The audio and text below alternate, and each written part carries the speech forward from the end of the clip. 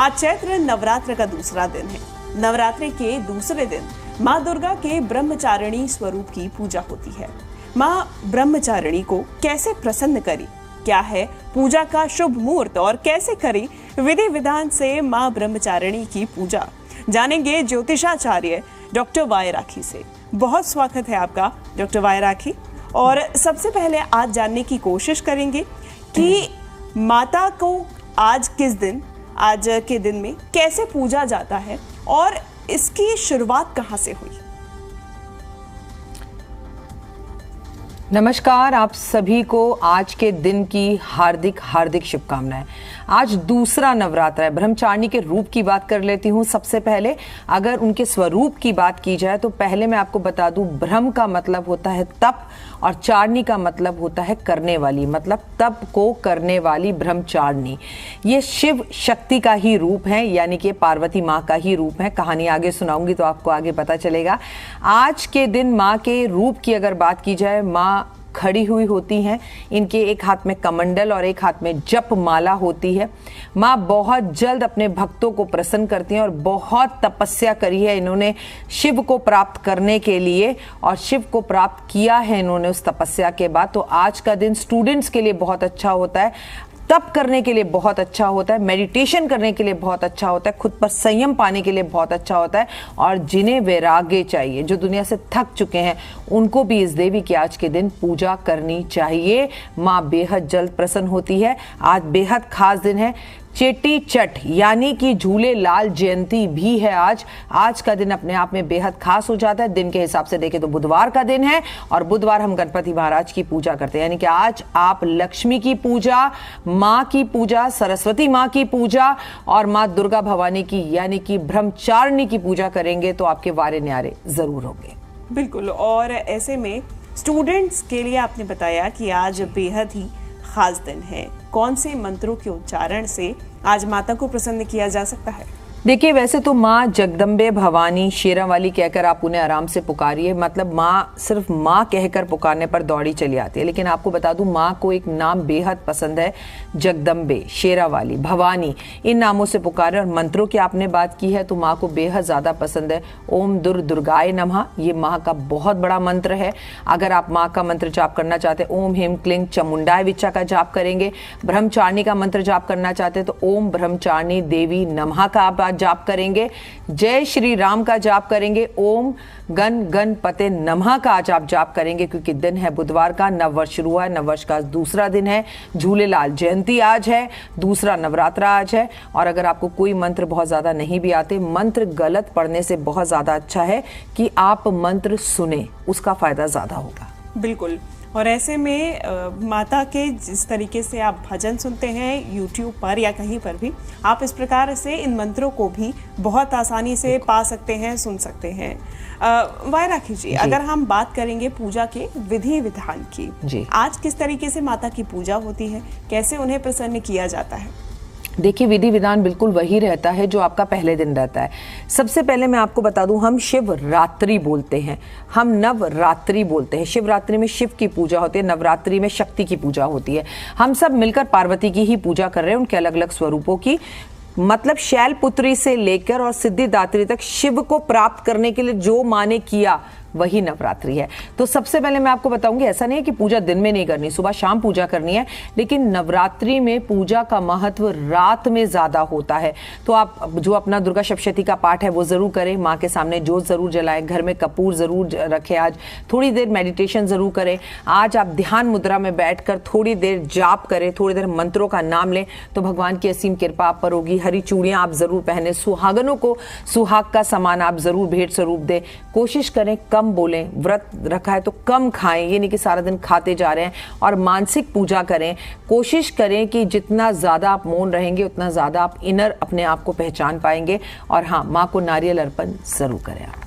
बिल्कुल। नारियल के अलावा कौन सी वो चीजें हैं वाई राखी जी जो आज माँ को अर्पित करनी चाहिए? रंग विशेष की भी बात करेंगे। माँ को सफेद रंग बेहद पसंद है, शांति का प्रतीक है माँ का ये रंग। मैं आपको माँ के बारे में एक बात बता दूं कि माँ ने बहुत वर्ष तक, हजारों वर्ष तक शिव को पाने के लिए तपस्या की है, जंगलों में, खुले आकाश के नीचे, पेड़ों के नीचे बैठकर।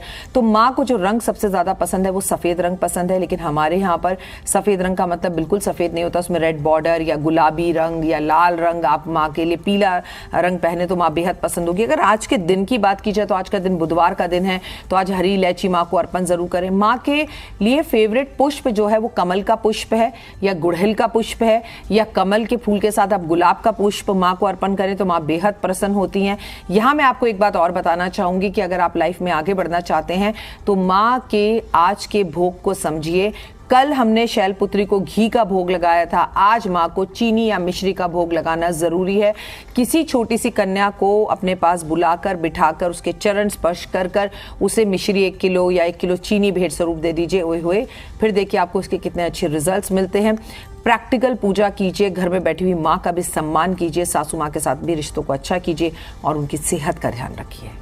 आज अगर हम उपायों की बात करें वायरा कीजिए, तो जैसे स्टूडेंट्स के लिए आपने बताया कि आज का दिन महत्वपूर्ण है, और किस प्रकार से किन लोगों के लिए आज का दिन महत्वपूर्ण है, और अगर आज हम ब्रह्मचारिणी माँ ब्रह्मचारिणी की पूजा करते हैं तो हमें किन परेशानियों से निजात मिल सकता है? सबसे पहले तो खुद पर संयम मिलता है। देखिए आज मेरे आपके पास सब कुछ है, बट हम बड़ी जल्दी एंजाइटी में चले जाते हैं, बड़ी जल्दी गुस्सा आने लगता है। और ये साल भी मंगल का है, लोगों को गुस्सा बहुत आएगा, झगड़े बहुत करेंगे, बात बात पे लड़ाई होगी, हाथ उठाने वाली लड़ाइयाँ होंगी, तो उस पर थोड़ा माँ संयम देती है। ब्रह्मचारिणी की पूजा से वैराग्य मिलता है, ब्रह्मचारिणी की पूजा से सब्र मिलता है, ब्रह्मचारिणी की पूजा से आपको वैभव, धन, मान, सम्मान, प्रतिष्ठा और यश मिलता है। सबसे पहली बात तो एक स्टूडेंट के लिए क्या कहा जाता है कि एक विद्यार्थी, अर्थी है ना, दोनों शब्द जुड़े हैं। मतलब एक अर्थी पर जैसे इंसान चुपचाप लेट जाता है और हाथ पैर नहीं हिला पाता, बिल्कुल लेटा रहता है सीधा, ऐसे विद्यार्थी को पढ़ाई करनी चाहिए, अर्थी पर जैसे वो लेटा हुआ।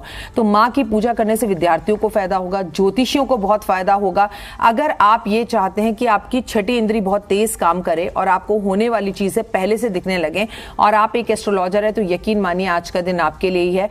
थोड़े से मंत्र जाप करने से आपको भविष्य दिखने लगेगा, माँ की असीम कृपा होगी, आपकी वाणी में ओज आएगा। सरस्वती माँ की पूजा आज के दिन आप करते हैं तो जो भी आप अपनी वाणी से निकालेंगे वो सब सिद्ध होने लगेगा। बिल्कुल, और ऐसे में ये ध्यान रखना और भी ज्यादा जरूरी है कि आप सकारात्मक चीजें सोचें, सकारात्मक चीजें बोलें और अपनी वाणी से भी सकारात्मक चीजें ही निकालें। बिल्कुल।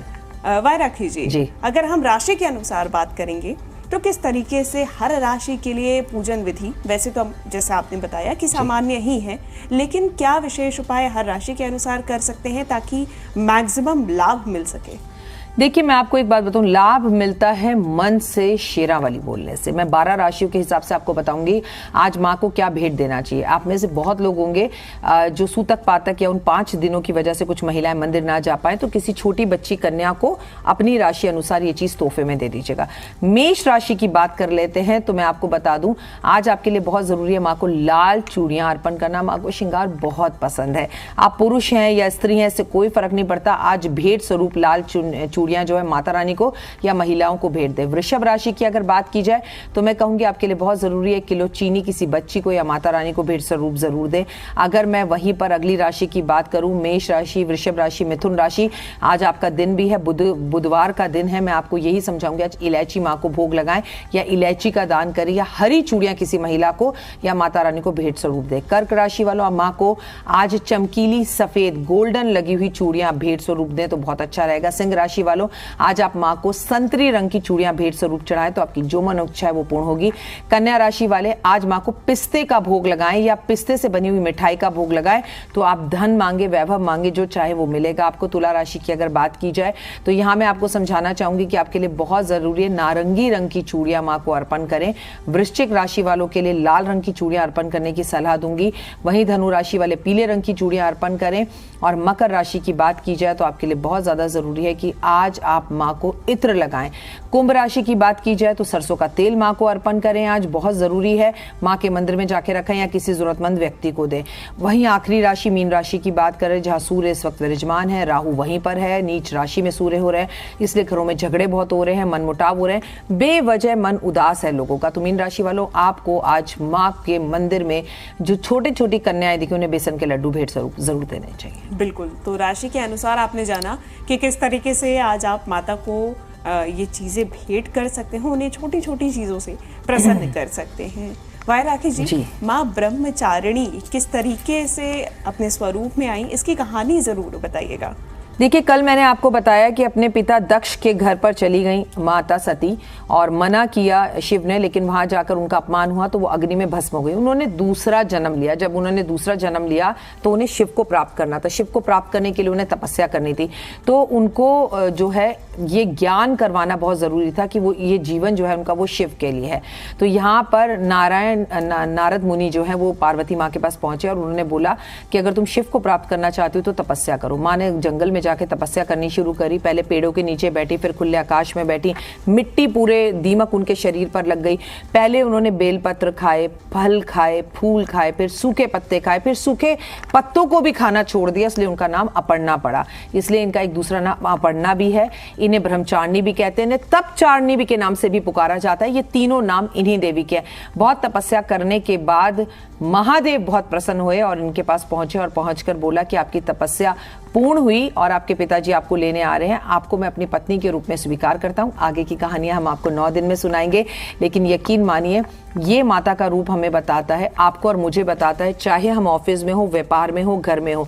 आप सोचो, ओए होए मुझे क्यों काम करना पड़ता है, मेरे लिए क्यों प्रॉब्लम है।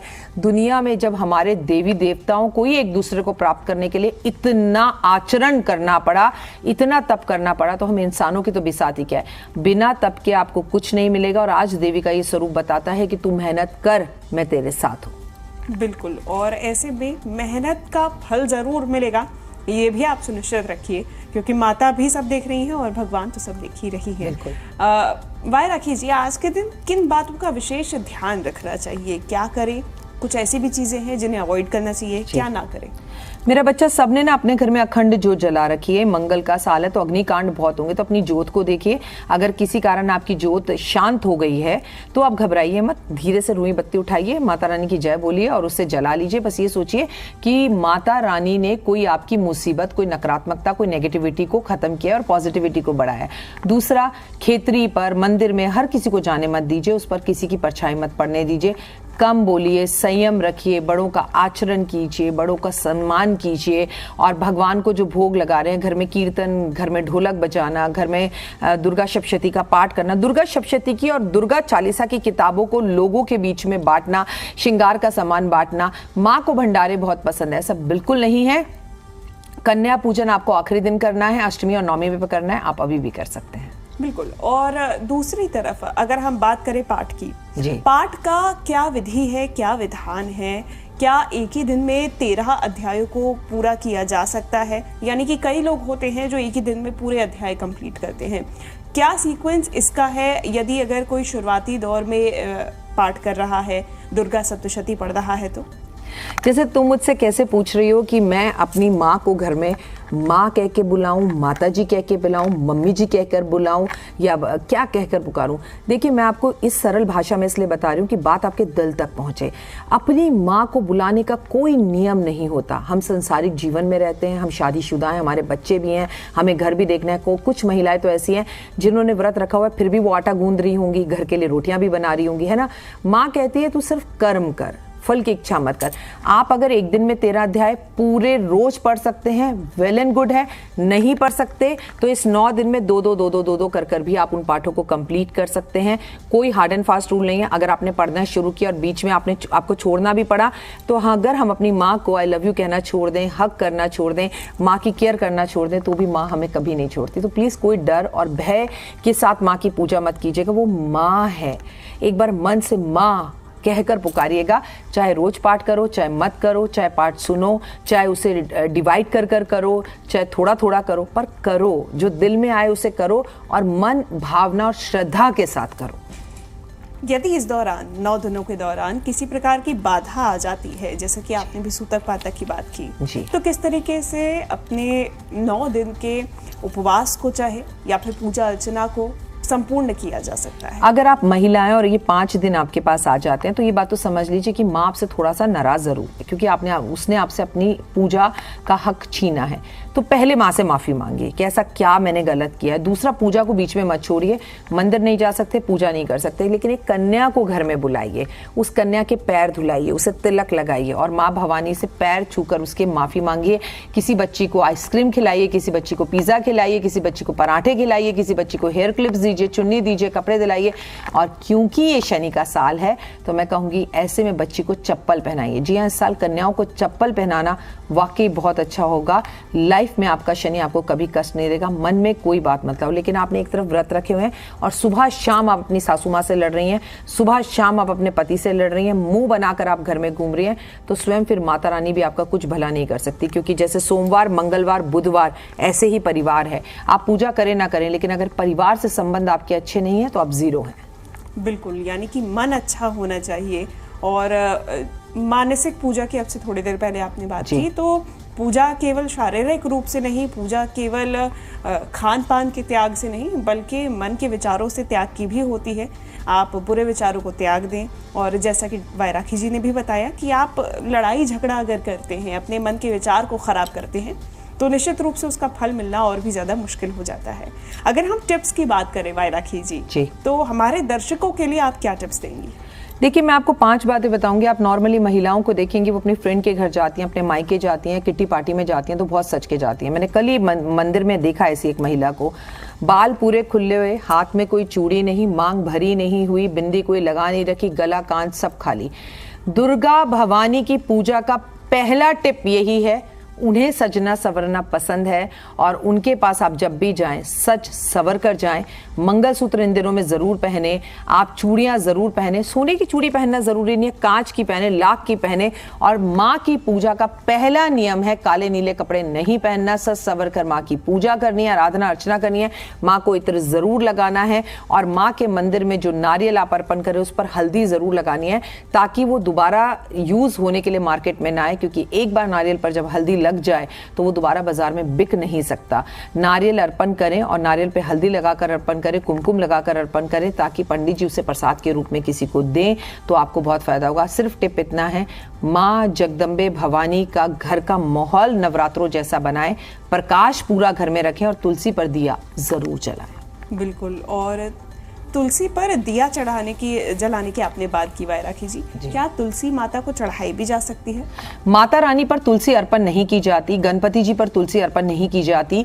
मैं आपको बता दूं, राम जी पर, हनुमान जी पर, कृष्ण जी पर और विष्णु जी पर तुलसी अर्पण की जाती है। इसके सिवा कहीं तुलसी अर्पण ना करें। लेकिन देवी के रूप में इन नवरात्रों में प्रदोष काल में जिसके घर में शम्मी का पौधा हो, जिसके घर के अंदर गुड़हल का पौधा हो, जिसके घर के अंदर तुलसी का पौधा हो और वो वहां पर दीपक जलाए, तो लक्ष्मी उस घर से कभी नहीं जाते और मां पार्वती की भी असीम कृपा आप पर बनती है। पूरे के पूरे नवरात्रे आप अगर शिवलिंग पर शाम के टाइम गोधूली बेला में प्रदोष काल में एक दिया जलाकर आए तो ओए होए आप दिन दुगनी रात चौगनी तरक्की करेंगे। और शिव को प्रसन्न करने का ये सबसे बेहद आसान तरीका जैसा आपने बताया है। दूसरी तरफ अगर हमें मंत्रों का जाप करना है, अगर मंत्रों का जाप 108 बार करना है, तो कौन सी माला का प्रयोग करना चाहिए? क्योंकि अभी कुछ देर पहले आप बता रही थी कि माता के मंत्र खास होते हैं, तो ऐसे में इस पूरे जप के लिए कौन सी माला का इस्तेमाल किया जा सकता है? देखिए, मैं बहुत प्रैक्टिकल ज्योतिष हूँ। I just believe in Karma. मैं आपको एक ही बात बताऊंगी, ईश्वर, आप मुझे मेरे सर पर जितने बाल हैं वो गिन के बता सकते हैं, आसमान में जितने तारे हैं वो गिन के बता सकते हैं? नहीं। तो मैं आपको एक ही बात बताऊंगी, अगर आपका मन नहीं लगता, प्रभु ने हमें अनगिनत कुदरत खूबसूरती दी है, तो उसकी माला का क्यों जाप करना है? सुबह शाम दिन रात काम करते करते आप सिर्फ भगवान का नाम लें, जय माता दी बोले, कोई माला जाप नहीं करे। लेकिन कुछ लोग होते हैं जिनका मन एक जगह पर नहीं चित ठहरता, को माला की जरूरत होती है। तो रुद्राक्ष की माला, लाल चंदन की माला और स्फटिक की माला, जिसे कहते हैं कि डायमंड कट के अंदर क्रिस्टल की माला पर आप भगवान का जाप करें, और जाप करते वक्त ये उंगली ऊपर रखें, क्योंकि इस उंगली से हम कहते हैं वो देखो वो गलत कर रहा है, वो देखो वो क्या कर रहा है, वो कर रहा है, तो हम ये भूल जाते हैं, हम एक उंगली दूसरे की तरफ करते हैं, 3 हमारी तरफ होते हैं। तो जब जाप करें तो अंगूठे और इस उंगली से जाप करें, इस उंगली को कभी टच ना करें, तब आपका जाप पूर्ण होता है, अन्यथा आपको आपके जाप का फल नहीं मिलता। मैं तो कहूंगी खाना बनाते वक्त ना व्रत का या घर का खूब ईश्वर का नाम लिया करो, जो भी हो, चाहे आपको राधे राधे कहना है, कृष्ण कहना है, तो वो खाना भी अमृत बन जाएगा। खाने बनाने की आपने बात की बाय राखी जी, तो जो लोग व्रत रखते हैं जी, क्या बर्तनों का भी महत्व होता है कि कौन से बर्तन में आप खाना बना रहे हैं और कौन से बर्तनों में आप अपने व्रत का फलहार का सेवन कर रहे हैं? देखिए, पहले ज़माने में तो चांदी और सोने के बर्तनों में इस्तेमाल होता था। आप व्रत खोलिए, किसी भी बर्तन में खोलिए, बट व्रत का एक नियम होता है, आप व्रत रख के दूसरे के घर का नमक मत खाइए, दूसरे के घर का खाना मत खाइए, ये पहला नियम होता है। और खाएं तो उसको कुछ पैसे देकर आएँ, फ्री में ना खाएं। और दूसरी बात ये, आप बर्तन कोई भी इस्तेमाल करें, लेकिन अगर आपके घर में लहसुन प्याज इस्तेमाल हो रहा है और आपने व्रत रखा है तो दोनों बर्तन अलग होने चाहिए। लेकिन आपके घर में लहसुन प्याज इस्तेमाल नहीं हो रहा तो सेंधा नमक डालकर माँ के व्रत की पूजा करें और खाने से पहले किसी कन्या को खिलाएं, फिर खाएं। बहुत सारे आपने बेसिक टिप्स भी बताए वाय राखी जी, और किस तरीके से छोटी छोटी बातों का ध्यान रखें आप अपनी पूजा अर्चना को संपन्न कर सकते हैं। बहुत शुक्रिया हमारे साथ इस चर्चा में जुड़ने के लिए, हमारे दर्शकों तक ये तमाम बातें पहुंचाने के लिए। दिल से आभार। जय माता दी।